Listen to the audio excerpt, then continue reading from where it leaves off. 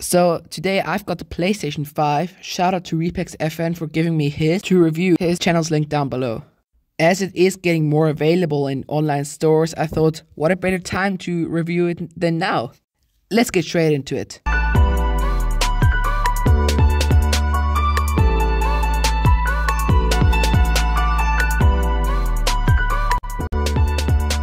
The design of the PlayStation 5 has grown on me.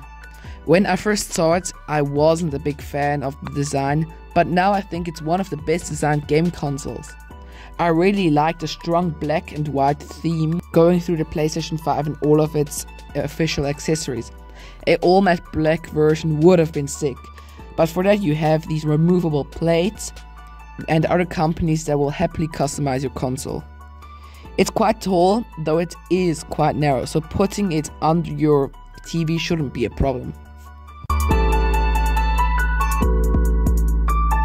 So one of the most important features generally when a new generation of consoles launches is the new improved graphics. In this case, especially a new feature called ray tracing. So ray tracing is basically a more realistic way of lights and shadows, but also reflections off of glass, for instance. The problem with this is that currently very few games take advantage of ray tracing.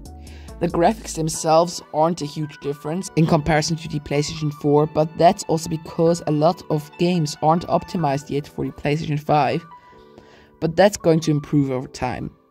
But what you can do with the PlayStation 5 is really exciting, so hopefully developers will take advantage of this extra power in the future. The most next generation thing though is definitely the...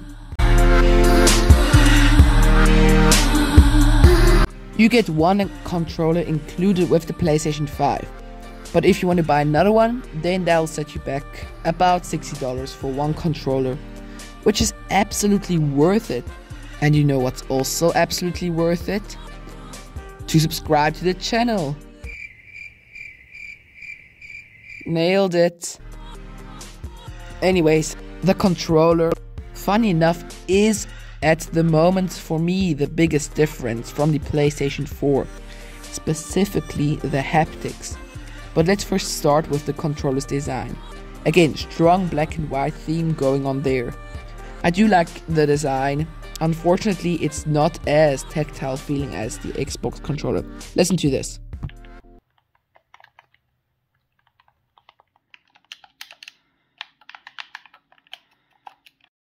But what the Xbox controller doesn't have is a good haptic engine, which the PlayStation 5 controller does have, absolutely.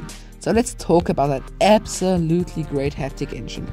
There is one game that takes very good advantage of that haptic engine and shows you how good that can be, which gets me really excited for the future games. It's called Astral Playroom. So this game is kind of a rip-off Mario Run, so it was designed from the PlayStation itself, from Sony itself, and it's nothing special, it's not a special game, but they really took full advantage of the haptic engine. So you can feel grass if you walk over grass. You can feel water if you walk over water, or if you swim. And if you like hit something, you feel the different textures. You feel it if it's glass, or if it's rock, or if it's another man, and you feel it if you have like laser flying. You just feel all the different textures. It's just crazy. It's not a gimmick. It's really good. I really don't know how they did that. That must be an insane time spent on just that haptic engine. And if you like pull something, also then you're going to feel that pull. You feel like you're pulling something, actually, even though you're not. And if you walk over a rope, you also feel that. You feel the steps. It's just crazy. I wasn't a big fan of the game, but I just was a huge fan of the haptic engine, and that's why I always wanted to play that, because it just feels really cool.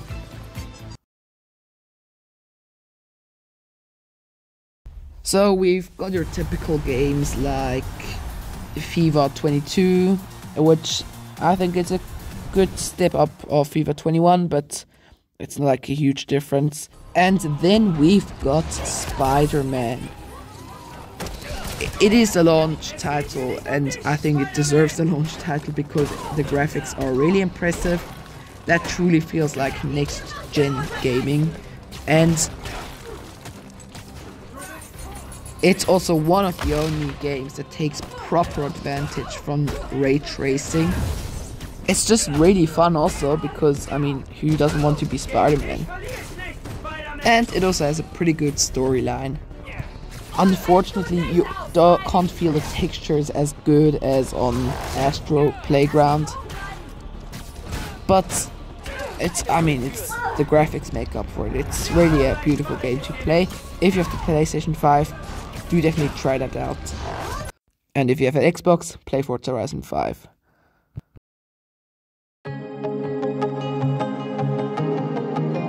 So that's pretty much been it. So before I end this completely and say what I think, here are the prices because there are two models. So the model I had there was the model with discs, so you can put CDs in there, like real CDs, if you still have that, and that costs $100, 100 francs or £100 more, and that's around $4.99.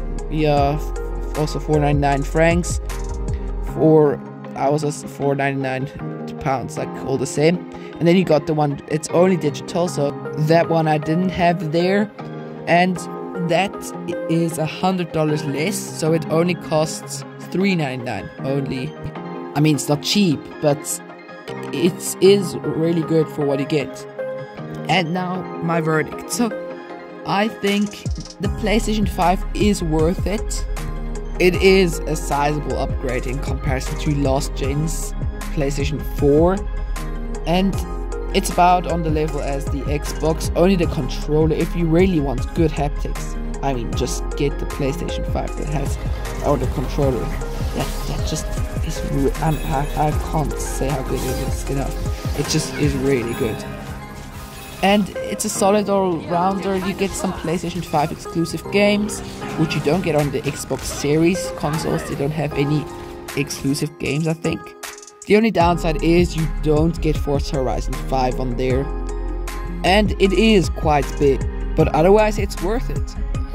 Either way, that's been it for today. I hope you enjoyed this video, and if you did, I mean, a like would be accepted and really nice. And I'll catch you guys next time.